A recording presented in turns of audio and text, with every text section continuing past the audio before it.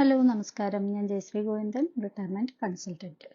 Financial planning എന്താണ് എന്ന് പലപ്പോഴും കേൾക്കുന്നതാണ്. ഫിനാൻഷ്യൽ പ്ലാനിങ് ചെയ്യണം എന്നൊക്കെ. പക്ഷെ എന്താണ് ഫിനാൻഷ്യൽ പ്ലാനിങ് എന്ന് പലർക്കും വലിയ ഐഡിയ ഇല്ല. അപ്പോൾ എന്താണ് ഫിനാൻഷ്യൽ പ്ലാനിങ് എന്നാണ് ഞാൻ പറയുന്നത്. നമ്മൾക്ക് ജീവിതത്തിൽ ഉണ്ടാകുന്ന പല ലക്ഷ്യങ്ങളുണ്ട്. അതിനെ നമ്മൾ ഐഡന്റിഫൈ ചെയ്യുകയും അതുപോലെ നമ്മളുടെ നെറ്റ് വർത്ത് അല്ലെങ്കിൽ നമ്മുടെ അസറ്റ് അതിനെ നമ്മൾ അസസ് ചെയ്യുകയും നമ്മളുടെ ഫ്യൂച്ചർ ഫിനാൻഷ്യൽ നീഡ്സിനെ നമുക്കത് ഭാവിയിൽ വരാൻ പോകുന്ന നമ്മളുടെ സാമ്പത്തികമായിട്ടുള്ള ആവശ്യങ്ങൾ അതിനെ നമ്മൾ എസ്റ്റിമേറ്റ് ചെയ്യുക. അതുപോലെ അതിലേക്ക് നമ്മുടെ ഈ ലക്ഷ്യങ്ങളിലേക്ക് എത്താൻ വേണ്ടി നമ്മൾ വർക്കൗട്ട് ചെയ്യുക. ഇതിനെയാണ് നമ്മൾ ഫിനാൻഷ്യൽ പ്ലാനിങ് എന്നതുകൊണ്ട് ഉദ്ദേശിക്കുന്നത്. അപ്പം നമുക്ക് നമ്മളുടെ ലക്ഷ്യം എന്താണെന്ന് നമ്മൾ വിലയിരുത്തുകയും അതിലേക്ക് വേണ്ട വർക്കിംഗ് നമ്മൾ നടത്തുകയും ചെയ്യുന്നതിനെയാണ് ഫിനാൻഷ്യൽ പ്ലാനിങ് എന്ന് പറയുന്നത്.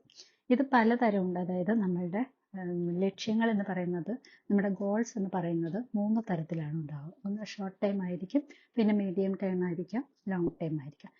ഷോർട്ട് ടൈമിലേക്ക് വരുന്നത് നമ്മളിപ്പോൾ ഒരു കാർ വാങ്ങാൻ ഉദ്ദേശിക്കുന്നു, അല്ലെങ്കിൽ ഒരു വീട്ടിലേക്ക് എന്തെങ്കിലും ഒരു റെഫ്രിജറേറ്റർ വാങ്ങാൻ ഉദ്ദേശിക്കുന്നു, ഒരു LCD TV വാങ്ങാൻ ഉദ്ദേശിക്കുന്നു.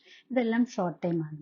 അതേസമയം നമ്മളൊരു വീട് വയ്ക്കാനായിട്ട് ഉദ്ദേശിക്കുന്നു, അല്ലെങ്കിൽ ഒരു പ്ലോട്ട് വാങ്ങാൻ ഉദ്ദേശിക്കുന്നു, ഒരു ബിൽഡിംഗ് പണിയാൻ ഉദ്ദേശിക്കുന്നു. ഇതിനെല്ലാം നമ്മൾ മീഡിയം ടൈം ആയിട്ട് ഉദ്ദേശിക്കുന്നു.